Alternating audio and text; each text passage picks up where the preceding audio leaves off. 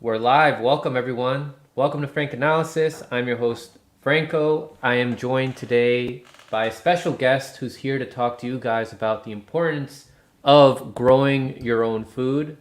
That is Amber from Roar Media.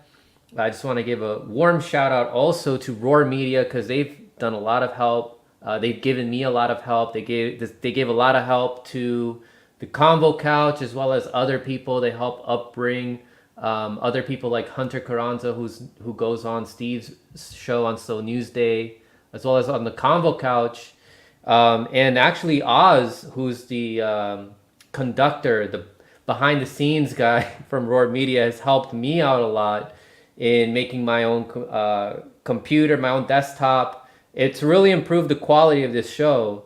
But Amber had a great conversation about, it was about a couple months ago. I think it was still this year when you got together with Anya Parampil, Mila from the podcast that she does with Alex Rubinstein, and Steve of Slow News Day, who hosted that panel on the Combo Couch channel, talking about COVID.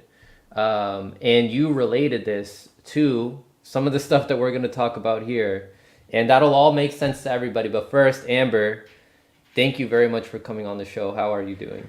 Thanks for having me. I am good, fresh off the day job and into the night fun. I, just I love food. I have a culinary degree. I started cooking on fishing boats when I was probably in third grade. I've always spent time in the garden, and this is a topic that is near and dear to my heart. So I really appreciate you focusing on it. It's Earth Week and we Yeah. need to, springtime, everybody's having plant sales, and it's really a time where people can make a change, and we're seeing so many changes happening in our daily environment, but also the larger environment we're in, especially in regard to food security, food cost, and supply chain issues. So what was it that really made you realize, okay, we need to start, I got to start growing my own food. Some of the food that I'm eating now is not healthy for me. What information did you come across that made you just go like, all right, enough is enough. I got to, you know, grow some food on my own. Yeah. Well, I always loved gardening and plants. Plants have been a passion of mine since I was a little kid. And I grew up in Alaska, so it wasn't the Mm. easiest growing environment, and you couldn't grow a lot of things. I just started being able to grow tomatoes in the last few years because you can't, in without a really good greenhouse, you can't really get tomatoes going in Alaska. So I was kind of stunted. I lived on a boat a lot of my life too. Also difficult to grow things on. Not a lot of house plants unless your boat doesn't move. So I definitely had some challenges. But I really, when I got pregnant and had kids, but I was always, I became a vegetarian when I was 13. I just kind of had this epiphany that I didn't need red meat. Wasn't that it wasn't like I'm gonna save animals or, any of that. It was just I can survive without it, so why am I using all these resources? And I eventually kind of slipped back into now what I call choositarianism, because I really care more about the food itself, where it came from, how it was grown, if it's organic, and then I try and bring it as local and close to me as possible with the supply chain and where it's grown. But the real kicker for me was when I realized that GMOs were in our food. And that was about 1987 or 97. I was in culinary school and we were having a presentation by somebody who wanted to talk about genetic modification and all the wonderful things it was going to bring. And I listened and, and I'm kind of going, uh-huh, yeah. In my head, farmers were, straight out of Willie Nelson's Farm Aid. Mm. They were never gonna sign over their seed rights. I was like, "Yeah, no, American, maybe in Europe they'll do that, but no way in hell here." And then I realized that they had done it. They had when I saw Food Inc. was kind of like the oh shit moment. Like things have really changed. And that's because I saw what had happened to the farmers. The farmers were being sued over their seed rights because the wind blew a patented material into another field, a farmer's field, and that person hadn't bought the seeds, and they were really going after seed saving, which is how most of us have been able to sustain and live an agrarian lifestyle for, 500 years or more. So it really, really freaked me out when that happened. And I got really active. And then I also, coincidentally, got really sick and I had autoimmune conditions come up. Mm. At the same time, I was starting my family and have children. So I really realized the gravity that, these chemicals bioaccumulate, not only in your body, but in the soil and in the environment. And we're talking glyphosate as the Mm. biggest pollutant on the planet. It is the heaviest used chemical on the planet, like by miles, with the highest usage in the history of man of any chemical. And when you think that that's just always, creeping up there, it really reminded me of nuclear waste. Same kind of situation where the FDA is constantly having to raise the allowable limits because they know it will never drop. You can't ever go less. It's just constantly going up. And then a few years later, I got involved with a great organization that I helped found called Moms Across America. And we focused on kind of a patriotic duty focused at moms and families to bring awareness to this issue that there are simple solutions that you can do with your health and your food and your diet to be able to improve it and detox from these chemicals and change what's going in your body. And part of that was also not only because people were getting sick, but they started seeing rapid changes in their children really fast. Autism diagnoses where they'd been fine. We started seeing a lot of vaccine damage at the same time. It really went hand in hand. And when you look at when they introduced glyphosate into the US diet, you can look at cancer rates. You can look at diabetes rates. You can look at autism diagnosis rates. You can look at autoimmune rates. And the R value is like 98 and 99 match. So, correlation is not causation. However, you can't ignore Yeah. Yeah, exactly. You can't ignore that. Like it's not causation, but it's important. I mean, what other explanation could it be? What other variable could it be that's causing people to have all these issues that are not normal in humans, like autism, autoimmune disorders increasing exponentially. And actually, the chemical you mentioned, glyphosate, like Bayer and Roundup, which use this chemical, are having legal battles because they have found links to this chemical with cancer, such as non-Hodgkin's lymphoma. It's becoming undeniable, yet they're still using this in the US. And I want to point people to this fantastic episode here by Derek Bros of the Conscious Resistance, who goes into the history of food and how it's used as a weapon. How the Rockefellers and the Rothschilds, these billionaires who are involved in big oil, are involved in big pharma, tying this into what we were discussing yesterday with Kevin from Black Bear News on how they're also involved in environmental destruction and climate change. And to tie this into autoimmune diseases here, I mean, if people don't know what this is, if you don't have one, you at least know one person that you're close to that does. So an autoimmune disease is a condition in which your immune system mistakenly attacks your body. So the immune system normally guards against germs like bacteria and viruses. When it senses these foreign invaders, it sends out an army of fighter cells to attack them. But with an autoimmune disease, your body gets confused. In an autoimmune disease, the immune system mistakes part of your body, like your joints or skin, as foreign. So things like arthritis, that's an autoimmune disease. Um, Lupus is another autoimmune disease. Type 1 diabetes, but also depression is tied to is highly correlated with this industrialized food system that we have now.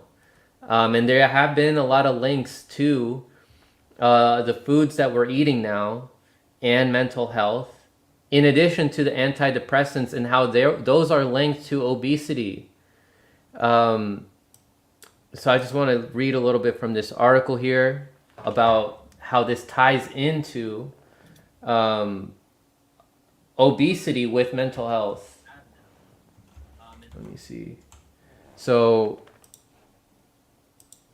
another study published on the journal PLOS1 found that antidepressants come with a strong association with obesity.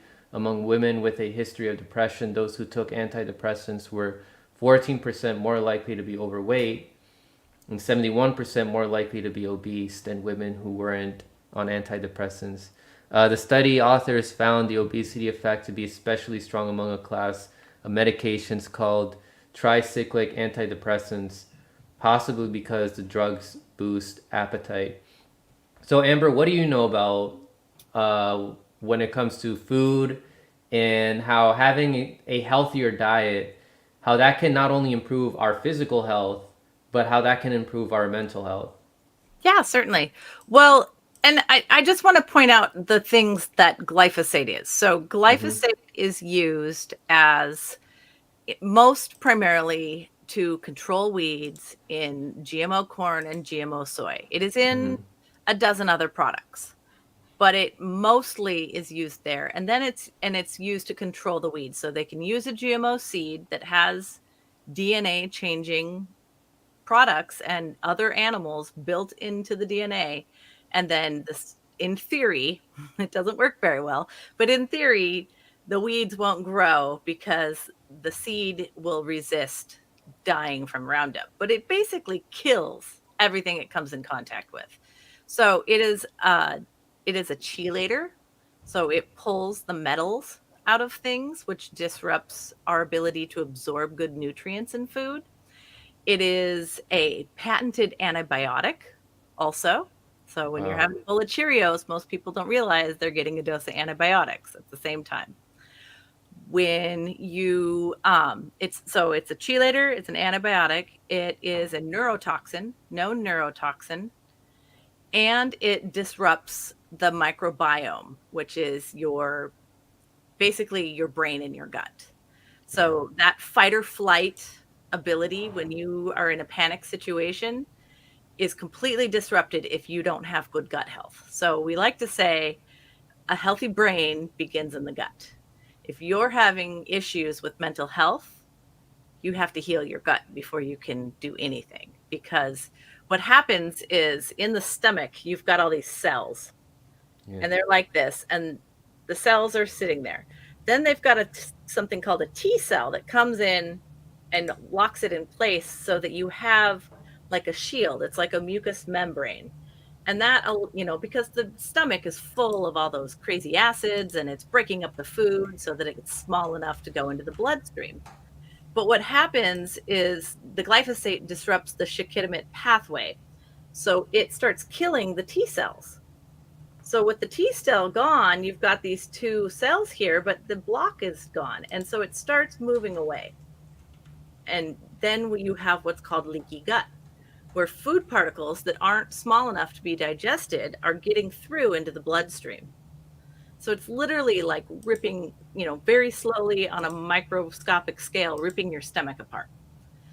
And then at the same time, it's disrupting the blood brain barrier, which protects your brain stem from getting heavy metals. And so when that is gone and you've got things going into the bloodstream, that's where the inflammation comes from.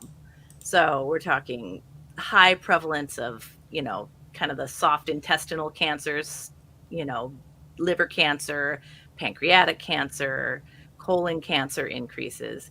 You've got just autoimmune from, things going into the blood that shouldn't be there. And so they think go attack. And then if it starts growing a tumor, you end up with cancer. And then you've got all the heavy metals going straight into the bloodstream. into the brainstem. And you can't get those out without a ton of detoxification. So it's kind of like this overall just goes after everything. But they also use glyphosate as a desiccant.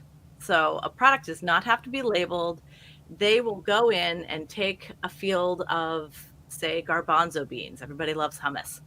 And they will harvest those garbanzo beans, and then they will spray them with glyphosate because it kills it so fast it'll dry out, and they'll get a better product to market. You won't have any rot. It won't, get wet and, mold in the van or whatever in waiting for processing.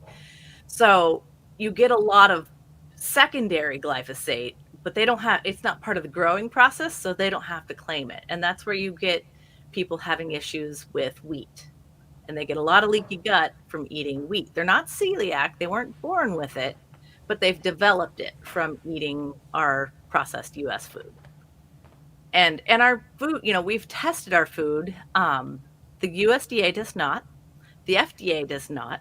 They all point their fingers like this. The EPA does not. They just rubber stamp everything, as we've seen for all these dangerous chemicals over the year. They just rubber stamp it. Then they all go take their pension. Then they all go get a nice fat job on the hill. And then 6 months later, they're back working for the pharmaceutical company. And they just keep rotating that door. And so we haven't had any meaningful reform in this area.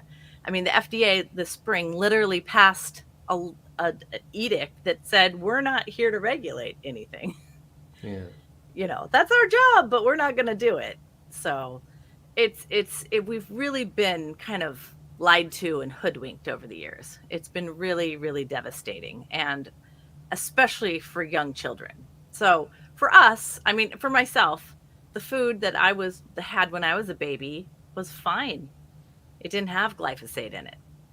But my children, their entire lives, baby food and breakfast, your basic American breakfast foods, are some of the most toxic on the planet.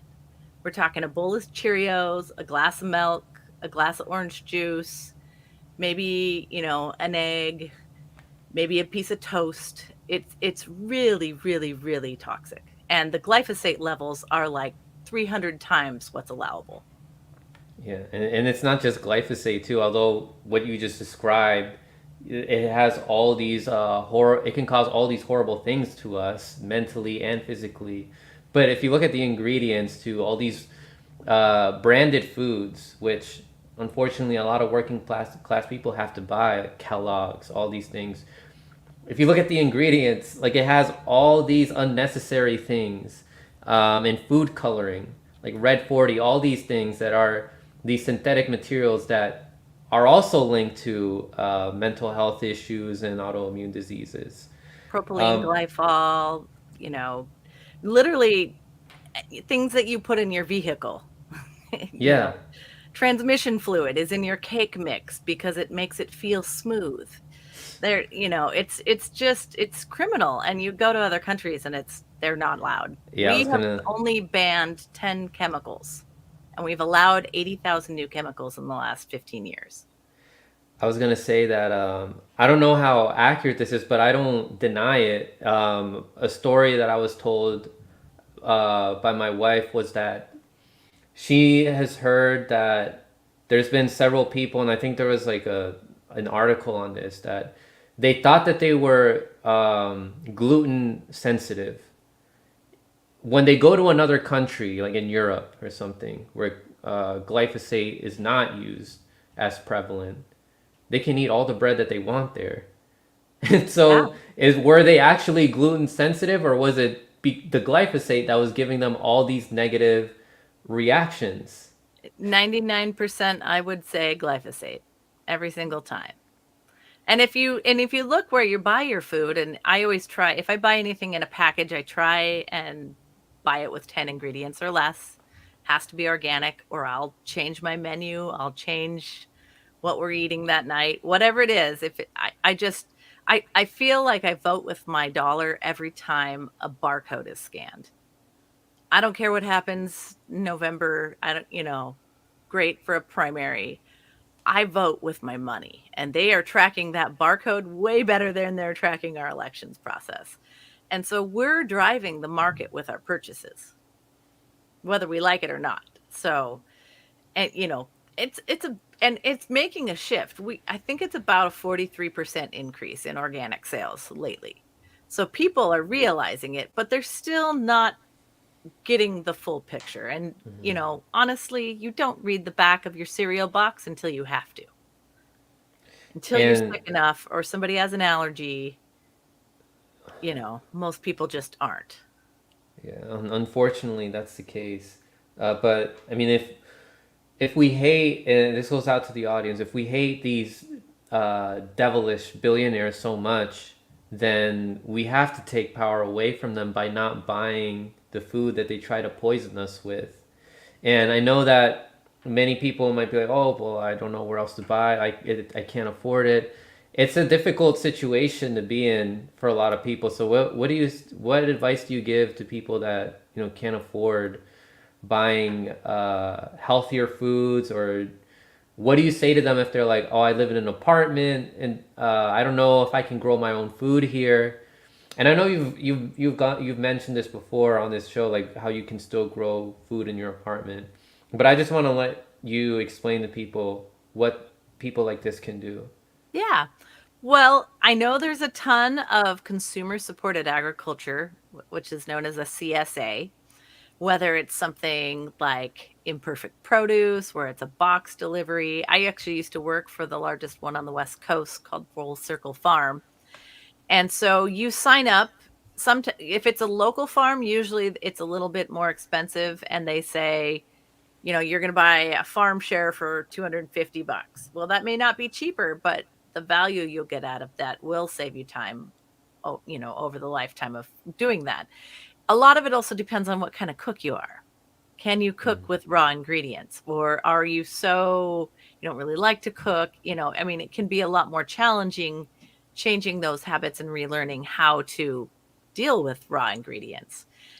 I find for me, doing things like growing my own food, ordering in bulk from reputable sources, connecting with my neighbors and my community. I've developed relationships where I know who's got baby goats for sale. I know who's got duck eggs for sale. I know who's out collecting stinging nettles, and I made the most amazing stinging nettle risotto this year, and what was left over I dried, and some of it else I made a hair rinse. I try and use what's seasonal, and I try and stock up.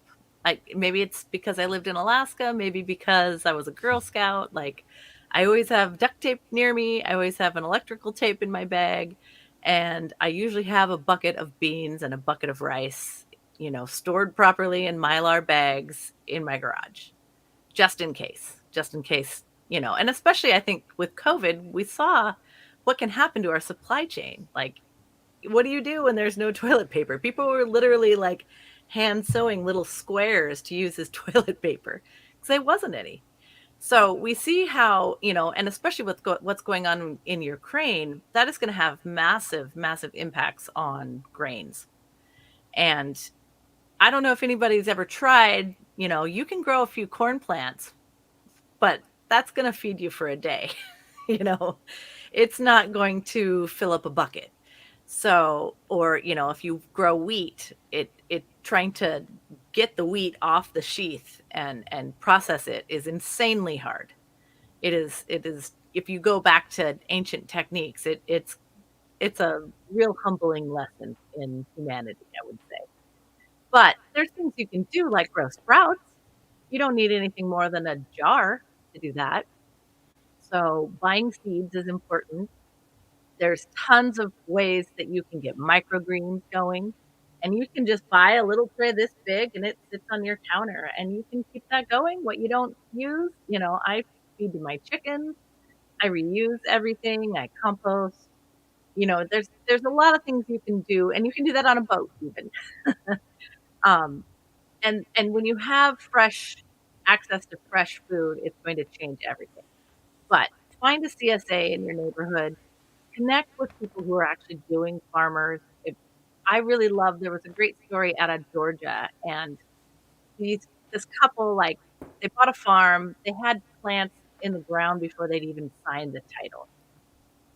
They, during COVID, had a farm stand, and they'd done a farm stand, whereas their neighbors were selling to upscale restaurants and, kind of the more traditional, what I would call boutique farm. And I think they were in Tennessee somewhere. But when COVID hit, all of their neighbors were screwed. All the restaurants shut down. They lost their entire economy because of that. And they had all this food. They're like, what the hell do I do with it? Well, the people who had the little farm stand at the end of their driveway, everybody knew to go there and look for what was available. So they actually started partnering with the neighbors who had not gotten, their sales because of the shutdowns, because of the restaurants. So they started bringing their produce over. And then they got a grant to to get a soft serve ice cream machine. Because when you're doing a lot of produce and fruit, I think they had a lot of berries and stuff, it's going to go, well, what do you do with it? You turn it into something else and you resell it. So they started all this froyo and, they were successful, whereas most of their neighbors were completely devastated. So if you become that neighbor, with the little library where people are, or the little food pantry, get some chickens, add eggs to it. You start building those relationships and you know where to go in your own community. And I think that's really important because there is a lot of things you can do, and storing it properly is really important. Go back to canning grandma's recipes and, cooking from raw ingredients. I actually, when I made bread the other day, and I buy spelt in the berry, and I grind it and then make bread. I don't buy processed flour anymore. And the taste is incredible. It just takes me 2 extra minutes in the blender. But, that saves me a ton of money every year. So there's ways you can eat organic and be really conscious about saving money, feeding a lot of people, and also supplement with things you can grow. Excellent. Yeah. And since you mentioned COVID, I'm a little confused, Amber, because didn't our government and the pharmaceutical industry, didn't they care so much about our health during that time, like trying to get everybody to get jabbed, having mass campaigns like that? But all of a sudden we have this huge, all these autoimmune diseases in people, right? Mm-hmm. People that have that had a higher risk of dying from COVID than people that don't have as many autoimmune diseases. So there was already an underlying issue. So if they cared so much about our health, how come they didn't do anything prior to to COVID, about this exponential rise in autoimmune diseases and obesity? Or cancer rates. Right. Well, I don't think it was ever really about health. I think it was about selling products. And they knew they had a prime target, and you can read reports that show that your glutathione, if you had a low glutathione level, that you were exponentially more prone to be hospitalized and die from COVID. So the first amino acid that is impacted by glyphosate in your diet is your glutathione levels. That is what helps control your emotions and your sleep patterns and helps, it's like the kickstarter for your serotonin levels. And we saw that direct connection. And we know that they have been manipulating that for decades to be susceptible. And it kind of goes back to Kissinger. He was control the food and you will control the people. And they've known that Oh the man. whole time. And, I wish it wasn't true, but over and over again, that's literally what happened. And I personally think I've changed people's lives by getting them on glutathione. People that had, massive issues, massive depression, anxiety. And when you start boosting those glutathione levels, you're able to handle infection. You're able to handle the stress of society in modern day world. So that, it really goes to show how toxic everything is. And you can't, and I guess there's a piece of me that wants to say you can't ever 100% avoid it. You live in the United States, you're not avoiding this. So everybody better find out how to detox, how to eat organic to start, just to start, like baseline. Don't, if you do nothing else, make sure it's organic. And what foods are supposedly healthy but not organic? Trick And, question. and when you mentioned detoxification and earlier you brought up bioaccumulation, so pretty much when we're dumping all these heavy metals and other pollutants into our environment, into aquatic ecosystems, a lot of the food, like for all the fish and animal eaters out there, they're going to eat some of those pollutants. Oh yeah. They're and it's going to and some of the plants that they eat will absorb those pollutants, those microplastics, those heavy metals, and then the fish will eat it. It'll accumulate in their system, and then the people that eat that will absorb all of those heavy metals, pollutants, microplastics. So it's a big problem in a lot of people. This also causes autoimmune diseases. What do you know about some of the ways that people can detox if they do have excessive levels of heavy metals or um, other like things like microplastics in their blood? Yeah. Um, well, I mean, obviously going through your pantry. Step number 1 is get rid of anything that's not healthy for you. Especially if, people like, "Oh, well, I saved that for emergencies," and it's a bunch of like Campbell's soup. If you're in an emergency, do you really want to eat the Campbell's soup? No. Most of the time, that's not what you want. I mean, yeah, you'll eat it, but in those situations, if there's a time of stress, you're going to want even healthier food. So finding ways to can your own is always going to be best. But things like medicinal mushrooms are amazing at detoxing heavy metals out of the body. Spirulina and um, chlor not chlorophyll. Cholera is an amazing, spirulina and cholera are amazing blue green algae that are incredible. If you get them from a reputable source that isn't contaminated with heavy metals, they are amazing at extracting that from the body. And you can go, Moms Across America actually started selling products that we found to be mom approved. And so you can go to momsacrossamerica.com and check out the products that they have for sale. I have literally tried them all and they've been amazing for me. I love liposomal vitamins. So if you're going to buy glutathione, make sure it's liposomal. If you're going to buy vitamin D or vitamin C, make sure it's liposomal and from a reputable source because that's going to be most easily absorbed into your body.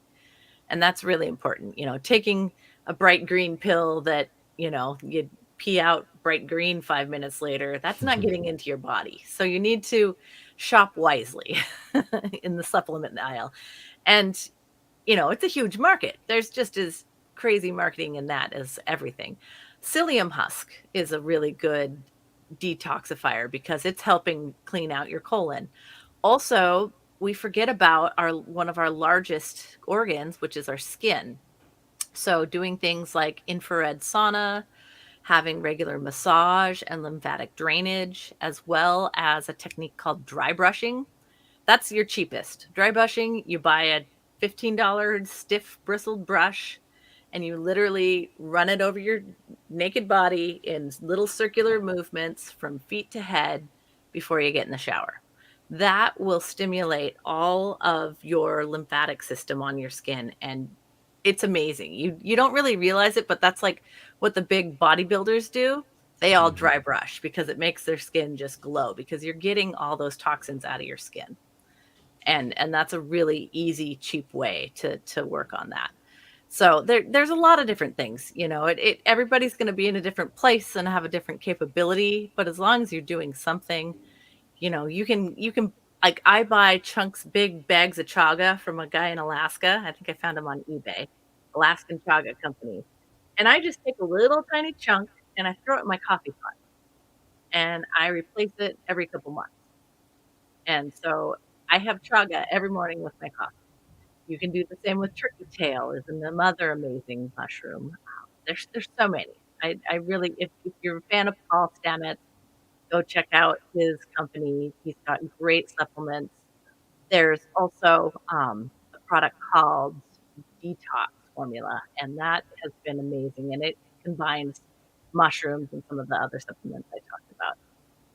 But you know, go to a reputable source. CBD, hemp. Use quality products. Spend your money where it counts. Are there any scammers out there that you think people should avoid when it comes to like detox or things like that? Because some people might be looking like online, like through Google or something, and might run into something that may be counterproductive. Yeah, I mean, there's tons of them. You really just like anything, pretend you're buying a car, do your Mm. research. Like anything else, don't just take it for face value. Do your research. Who owns the company? Do they have pharmaceutical interests? What I have found to happen is because all of these chemicals started, like you look at phosphorus fertilizer, which is one of the big issues of why we needed glyphosate, because we started mining phosphorus and using it in the fields, and then it grew weeds really well. So it started competing with the crop. So that's why they were so keen on finding this weed killer. Well, you mine phosphorus at the same place that you get sodium phosphate, which is a terribly toxic chemical. But instead of disposing of that properly, which costs a lot of money, they decided to resell it to every city and put it in your drinking water. I mean, so they came up with what's called a perfect profit circle. So instead of disposing of the chemicals, and that's why we have the propylene glycol in your cake Mm. mix, it's because instead of disposing of it, they just found a secondary market for everything. And it just goes on and on and on. And the other thing that happens is they get white phosphorus, which is used in chemical weapons.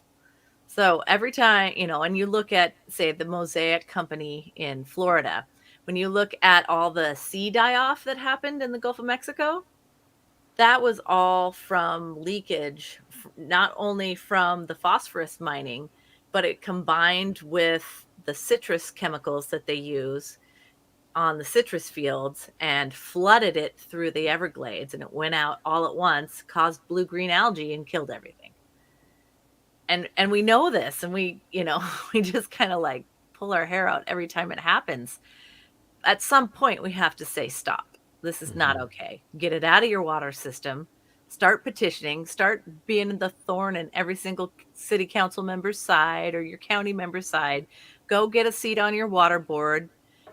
Just if you're the one at the corner standing up saying stop fluoride in the water, be Mm-hmm. that person. I know my autoimmune conditions stopped. I lost half of my symptoms within 2 weeks of stopping fluoride in the water when I lived in Alaska. I had no idea. It was drastic. And Yeah. filters and things like that. So it's kind of all the things. It's all these different chemicals. They're all causing disruption and imbalance in the body. And so the closer we can bring the body to balance, the closer our brain's going to feel. We're not going to have as much anxiety. We're not going to, we're going to be able to handle the stress of life and not get depressed or anxious. And then we stop taking all the medicines they give you. The average American's on 17 medications. Yeah. Most of them don't even know. I couldn't keep track of 17. Could you? I can't, but that's what, unfortunately, how our medical system is set up. And the information that you're telling us here about how our autoimmune conditions can be reversible by fixing our diet and eliminating certain things like fluoride in the water, or detoxing. A lot of doctors out there won't tell you that because they don't know, because that's not what they're taught in medical school. No. And it's crazy also because, a lot of these people are viewers of other independent media. This ties in, guys, with Flint, Michigan. This Oh, yeah. ties in with other environmental issues, fracking, because all of those pollutants get into those people's bodies, and then it causes misery for those people. If, Absolutely. and this is Pretty much, it's a chemical and food warfare that they're putting on the people, right? Well, yeah, and when, they know they control us with the food, and then they impact our mental health with the food or our children's mental health, which is even more damaging. If you talk to anybody in a family and a family member gets in a serious accident or develops a serious condition, it's the number one cause of bankruptcy in the US. I've almost been bankrupted 3 times until I finally said, "I'm not doing what the doctor says. I'm gonna go with my gut because 'cause I've healed it, and I'm gonna do something different, and I'm gonna see how it goes." And I've been so grateful that I made that choice early on because I think the consequences could have been terrible. But it's all risk management. I don't eat perfect. Some days I have a candy bar. You know, Nobody's perfect. You can't beat yourself up for it. Yeah. Just do the best you can and always strive to do better, and not be overwhelmed with it. But you can't be oblivious to it either. I think is a really important thing. And especially right now, we've really been shown how corrupt our system is. That, you during COVID in Mexico, they were showing these wonderful like yoga commercials and get 8 hours of sleep and eat healthy fruits and vegetables. That was on during the news cycle. We had none of that. We had fear, fear, fear, scare, scare, Yeah. scare, go get your vaccine. Fear, fear, fear, scare, scare, scare, trust your doctor, trust the science. Don't question anything. Everything that is against this is conspiracy over and over and over again. So it really makes you wonder. And there's plenty of great documentaries about food. There's great documentaries about how people are changing things. I know there's, villages in Alaska that have giant greenhouses now, and they're growing the produce for the kids at school. And there's a huge effort to teach children how to cook again. And I kind of made this decision. I started a botanical company for myself, mostly for my own benefit, but also just because I wanted to share my love of plants and botanicals and teach people that pharmaceuticals started as plant extracts until they decided to patent them, tweak them just to their own formula, and then make billions of dollars off of them, and then completely dismiss the natural opportunities. So I want people to reconnect with plants. We are an agrarian society. We have grown up like this, and it doesn't have to be this way. And yes, I do listen to Black Bear News. We agree on most things, but not all. Yeah. Yeah, I was finding that out more. The more I speak with him and the more I've been watching some of his content. I agree with a lot of what he says, but not everything. Hmm. So we're gonna get into a little bit of a back and forth discussion when he comes back on Monday when it comes to Awesome. overpopulation and all that. Uh, I want to come back to this real quick, but first, I want to show people the major players that are involved in our food. So this is a source that I learned about in the Pyramid of Power Chapter 8 documentary by Derek Bros of the Conscious Resistance. It's called Food and Power, Addressing Monopolization in America's Food System. So it tells you all the major players that are involved in our agricultural system. So yeah, they break down major subsectors of agriculture industry, how they're structured, provide data where available on levels of concentration, and how they describe the major monopolists that exert control in each market. So it's important to remember that regional levels of concentration are often more severe than national figures suggest. So these people have a monopoly on meat processing for chicken and beef and pork, and these major players include JBS SA, which is based in Brazil, Tyson Foods. A lot of people have seen commercials with Tyson's chicken, etc., chicken nuggets, Smithfield, and it tells you the major players involved for milk and dairy. It's usually the same people and the Hmm. same owners, right? Here we have Bayer, DuPont, Syngenta, BASF, So what are your thoughts on this monopoly that we have here in our food system, Amber? Certainly. Well, and I'll point out John Deere, the major shareholder in John Deere and the largest farmer in the United States, is our one and only Bill Gates. So he has completely taken a huge interest in all of this and become a huge major player. Not only him, but Soros, also, of course, the the Republican side of that, the red side, has also been huge into chicken farming for Yeah. decades. That's where they made a lot of their wealth, and it's constantly changing. Bayer is actually going to have to be selling its chemical subsidies because it has tanked their stock so poorly. Their purchase of Monsanto has absolutely decimated their profits, and their shareholders are forcing them to sell. But Monsanto shareholders made out like friggin' bandits. They took their Uh, $9 million stock options and ran to the high hell before all these lawsuits hit.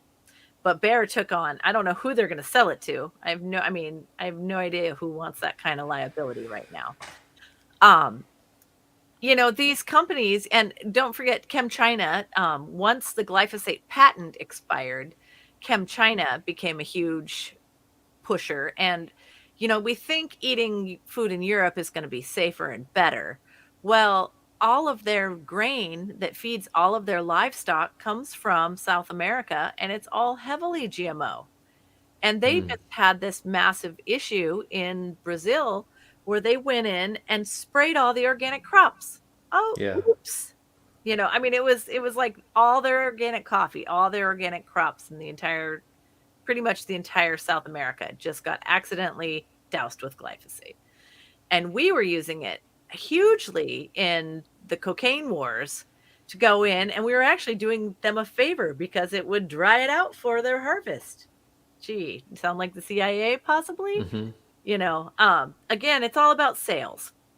So when people started seeing sales drop in the US because of this increase in awareness of what's in our food, they turned around to your local government and said, we got to stop these noxious weeds growing. So now your parks, your roadsides, every single utility company, every single water company is literally spraying the watersheds. It is all ending up again back in the water cycle. It's literally in breast milk, it's in umbilical cord blood, and it's in the rain cycle.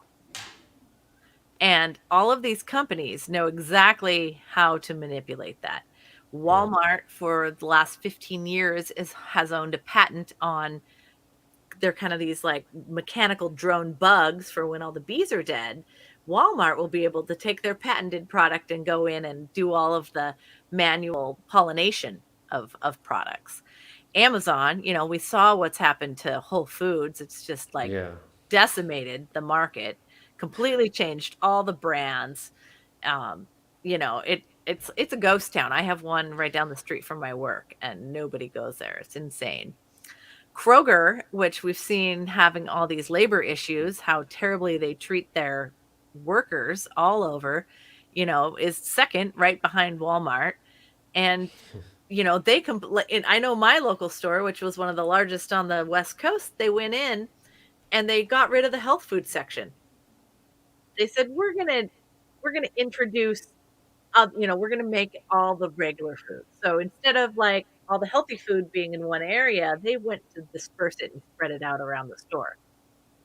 So what they did was they took something like the Simply Natural brand, which I hope everybody knows. If you see a product with the word natural on it, run. Do not Mm. pick it up. It means nothing.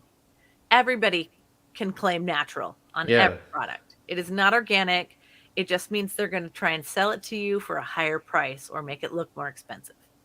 So it is not organic. Only the green label that says simply organic, that's the only one that's actually USDA organic. And that's not even perfect. So, but there's also a big push from a lot of regular retailers to get people to question the organic program because there is fraud like anything else. It's big money if you have a load of soybeans and you can switch your shipping around and say it's a different load and it's organic. They make, 5 times the amount.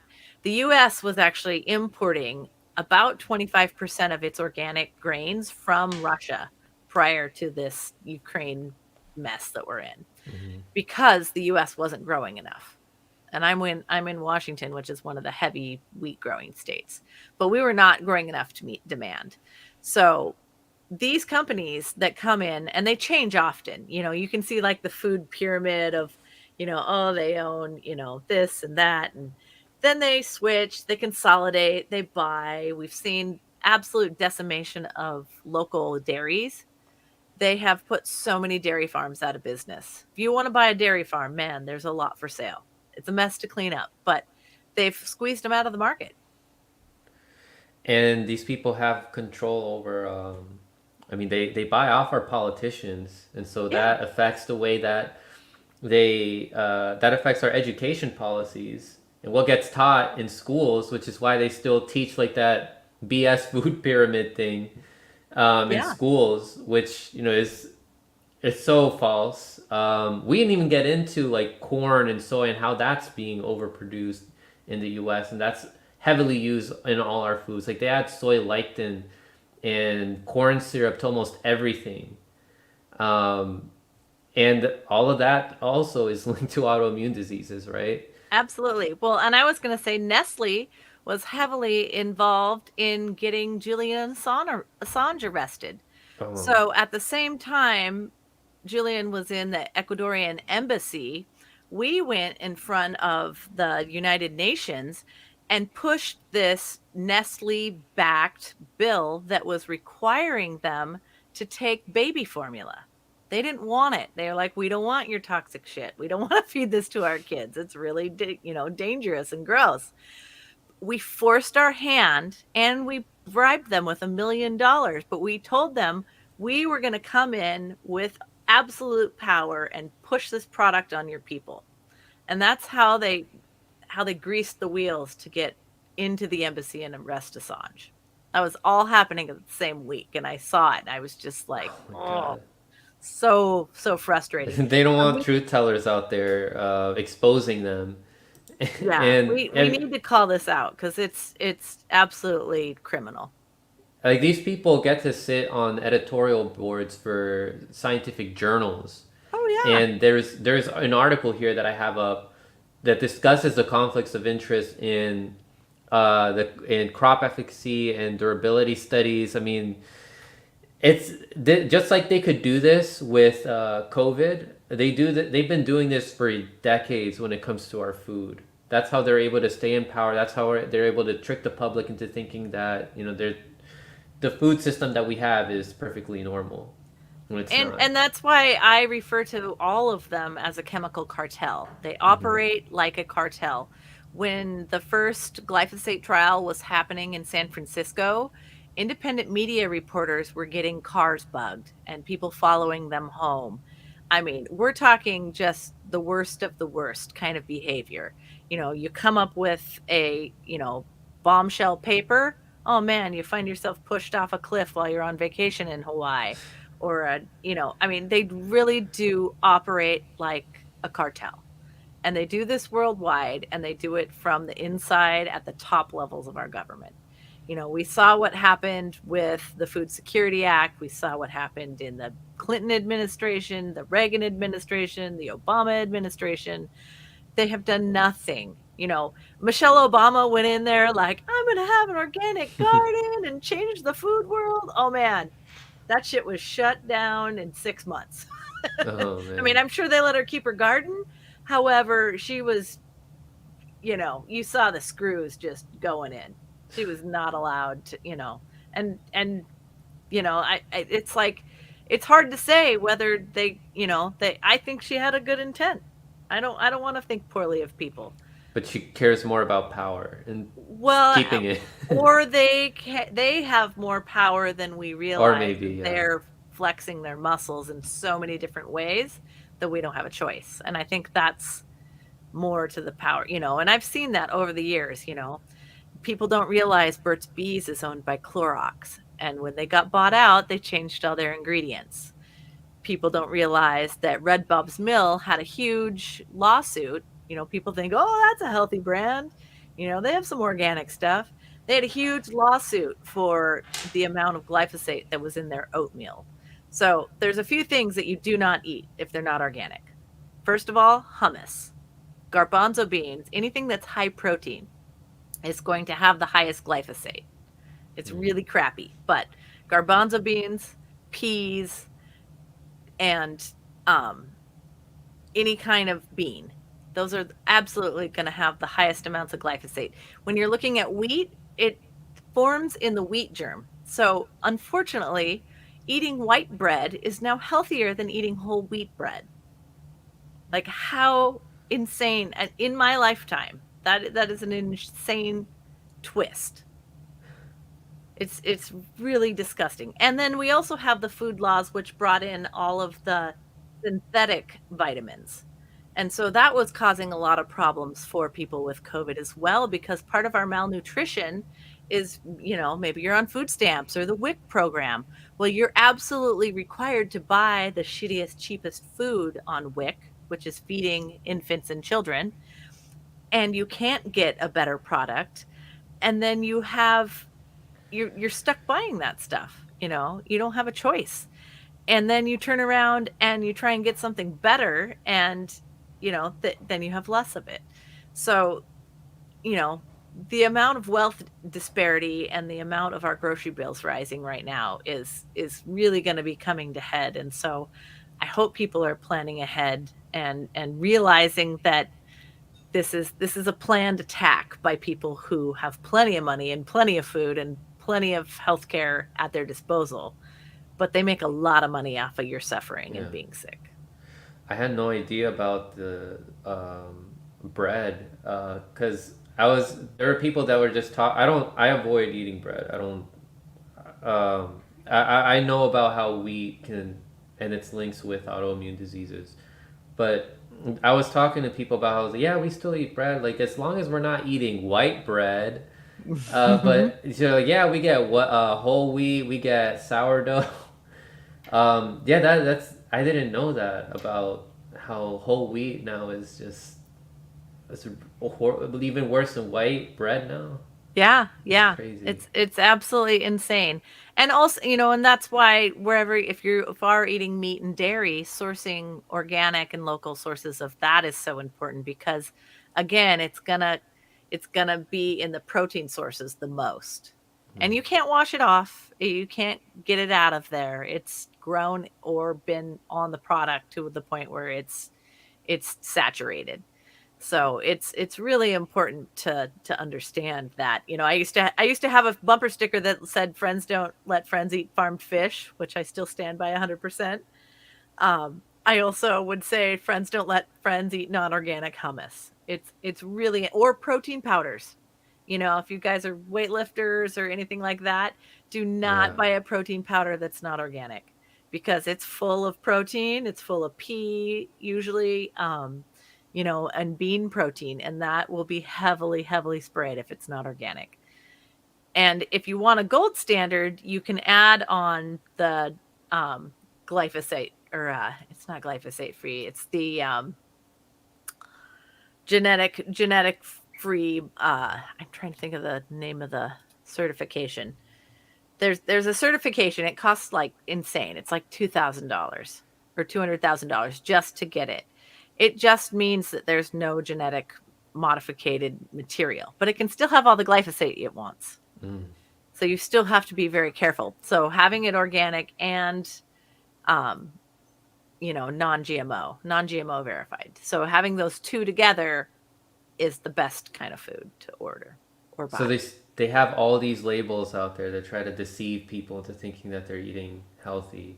Oh yeah, did you see the new one they came up with for synthetic butt? Oh man, It they're looks coming just up with like the more. organic label. Oh god. I mean, DARPA's great at marketing. I don't know what else to say. So I wanted to bring this up here since we were just talking about meat and chicken. So I found this Twitter account this weekend, and it's really informative. This at Mr. Salazzo guy. It said that the chicken that we're eating now has increased 364% in size over the last 50 years. Mm-hmm. So here's comparing the chicken from 1957, 1978 to 2005. It looks like an obese chicken that's grown a lot of the rooster, the male features. So he says it's no exaggeration to state that the U.S. is obsessed with chicken. You know, it's all over the place. Chicken tenders, chicken nuggets, all over the place. Right? We eat 26 billion pounds of chicken. We spend almost 30 billion in broiler chicken to eat. So it just goes on to talk about how prevalent chicken is, more so than fish, pork, and beef. Because we're trying to eat healthy, right? Yeah, they tell us white meat, it's leaner, etc. But did you guys know that in the past, plain chicken was actually more flavorful than it is now? And that's because these chickens were older. They were able to have some more of those natural flavors. But now the chickens that we eat are only about a couple days old, like 47 days old. They just were able to grow into that massive size. And that all stems back to this competition that occurred in which they weren't looking for the best tasting chicken. They were looking for who could have the biggest chicken. And since then, that's just been the trend that we've been heading to. The bigger, the better, right? Oh, the more you can eat, the bigger the chicken that you have. But you're reducing an ingredient. These are chickens that are filled with hormones, and then you're ingesting that, and that's affecting your hormones, and then you get conditions that make you dependent on big pharma and their treatments. And I mean, just look at this. This is look, compare the size here of how the chicken used to be. This used to be a delicacy to just eat it plain, but now because of this massive size, it's not as tasteful, and people have to add more spices onto these chickens. And it's just showing the different companies that have a monopoly on our chickens. It also shows this thread also shows how the chickens are kept in these horrible conditions where they're um, covered with all their poop and everything in these crowded environments. So Amber, what are your thoughts on this?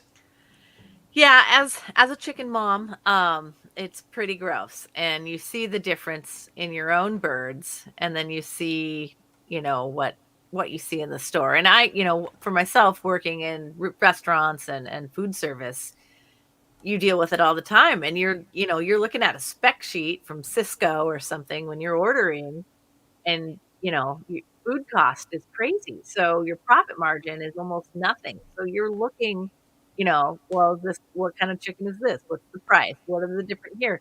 You're just getting basically price and specs. You're not getting where the chicken comes from, who owns it. You have no idea when you're ordering, say, for a restaurant or a school or any kind of situation like that. And I put that out because I think we're we're trying to eat healthier. We're trying to eat less meat. And if you look at the trends, that's exactly what's happening.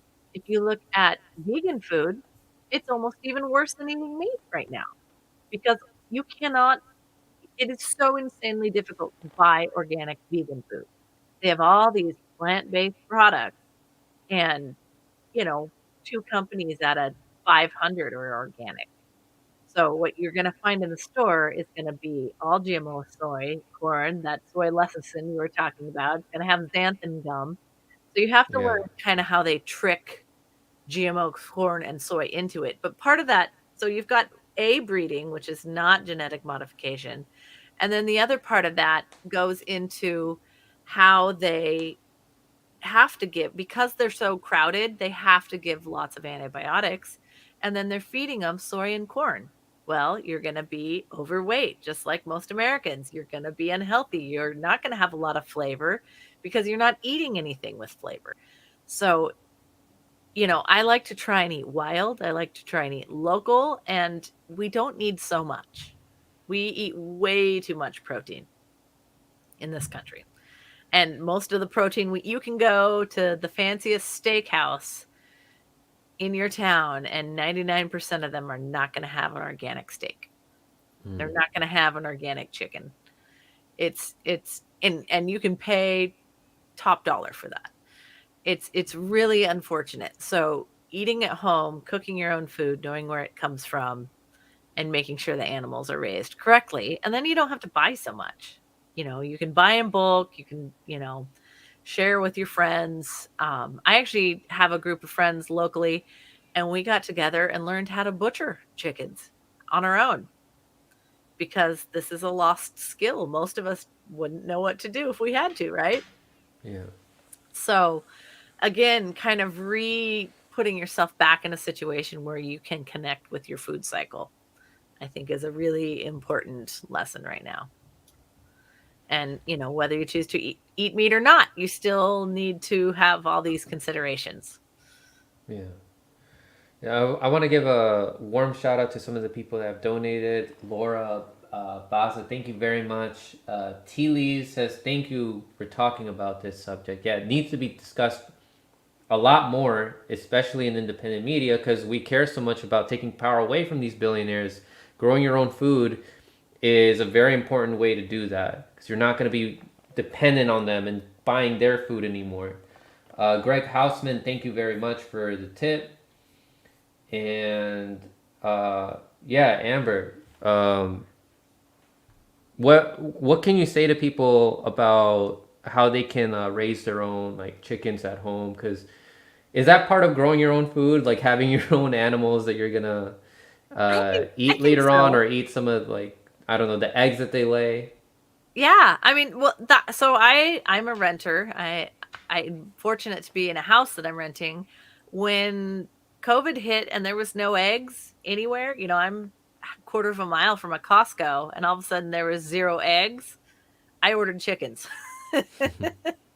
And I ordered chickens for my neighbors and a couple other friends. I knew we had to do something different, and it's been one of the most rewarding changes that I've made. They're absolute pampered pets. Every time I open the back door, they come running. Hmm. Um, and I have tons of eggs now that I can share with my friends and family, and that changed my buying habits. So, I would way rather buy organic feed here and there and let them free range in my backyard than buy them at Costco. I mean, now I'm so spoiled. Like I go to buy an egg or something and it's old and the yolk's just really flat and has no flavor. And I'm just like, oh, it's amazing. And I grew up commercial fishing. So I've always had a secondary freezer somewhere. I've always kept bulk. I've always tried to shop in bulk, even if it was just three of us. You have to be prepared. You have to be prepared for disruption. And I think that's an important thing to go forward with, and know how to cook from scratch, know how to cook from raw ingredients. And if you can't do some of these things, you just need to find who's doing it in your neighborhood. Maybe there's a farm outside of town that you can go volunteer on, a couple times a month. Maybe there's a skill you can trade, start those barter networks back up again. And, don't be afraid of life with COVID. Be afraid of not knowing your neighbors. I think Yeah. it's probably the big thing to that. Know who's growing what. I know my neighbor down the street has raspberries. I'll trade with him for eggs. I know who's got a really cool apple tree. And I've just been here a couple years, so it's not like I have some, long-standing thing. I just naturally go seek that out. Trade plants in the springtime, grow extra, put them up online. Hey, come by, take my extra seedlings. Those kinds of things. You don't have to do very much. You can, and like I said, you can grow sprouts in a jar every 3 days, and you'll always have a green vegetable that's incredibly packed full of nutrients. And you can do that anywhere. So it's, you know, almost to the point of no excuses. No, you're not going to live on sprouts, but you have to have the ability and the know-how to do some of this. And I think especially this year, I noticed, like I just came back from a trip to Belize, and it's cold. I planted all my seedlings Hmm. before I left, and half of them are dead. So I think we're gonna have to really get used to temperature control and learning a lot of different techniques on how to keep things alive, especially if you're a new gardener. But there anybody who knows anybody who's a great gardener, they are happy to share that information. Yeah. So, And guys, don't be shy or don't be thinking, oh, none of my neighbors are gonna be growing their own food. I doubt it. That you never know. Maybe they keep something in their house. You don't know that. Or at the very least, get the conversation started. yeah. Let's help inform people. Let's help spread the message to people about why we have the problems in this planet. So before we head out, Amber, you guys have an event, right? It says you guys wanted to share tickets, an upcoming event for Earth Day 2022.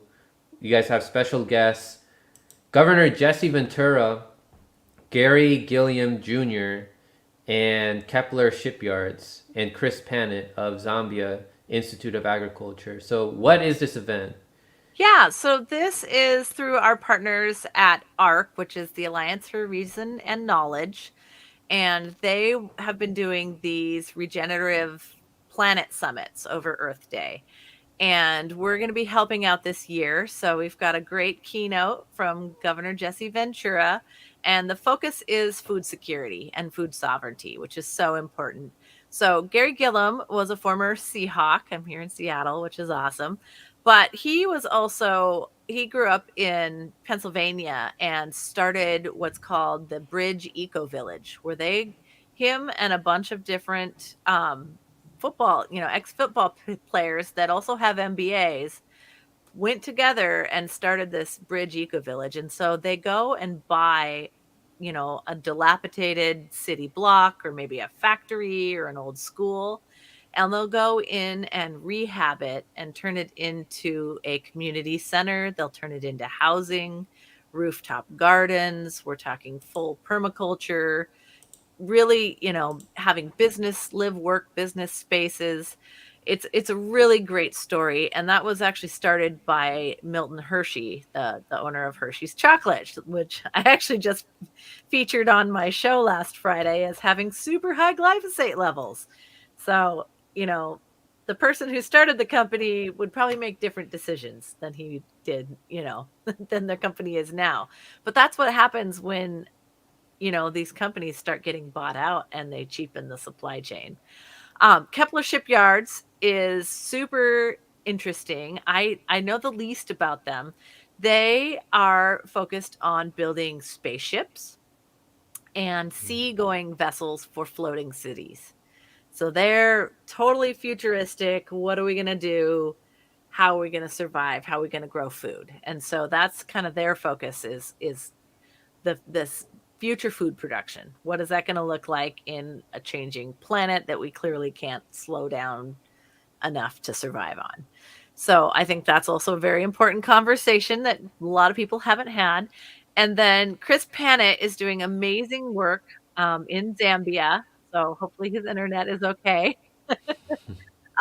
But he is running in a fantastic institute, and it's amazing. I have lots of friends like Chris that are all over the world doing amazing restorative, regenerative projects in their communities, teaching people good skills, how to grow real good food. Because what we've done in the continent of Africa and in South America with the Cargills and the Monsantos and the Bill and Melinda Gates Foundation has been criminal. It is absolutely horrific. We have gone in there with our contracts, with our GMO seed, and destroyed their economy and their way of life. And so we're having to fight to get that back. And he's doing just an amazing job. And we're going to be talking a lot about food. So hope you can join us. The other thing I would say about this event is it's not just about talking about things.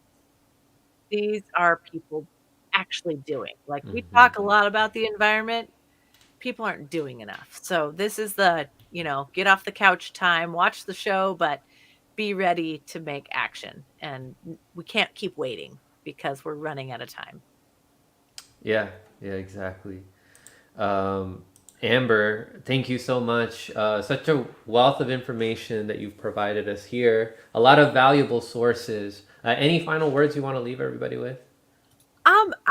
Just don't be hard on yourself. Do what you can and start a conversation with your family, with your friends, however you can make a difference in the food that you eat and the food supply that you impact every day in your community, in your neighborhood, in your state. There's so much room and opportunity for good people. So I just want to empower everybody to be that person. I used to stand out, don't eat GMOs on the corner with my kids for years. Just me and the kids, you know. Mm-hmm. But I still get people today that are like, "Thank you for doing that.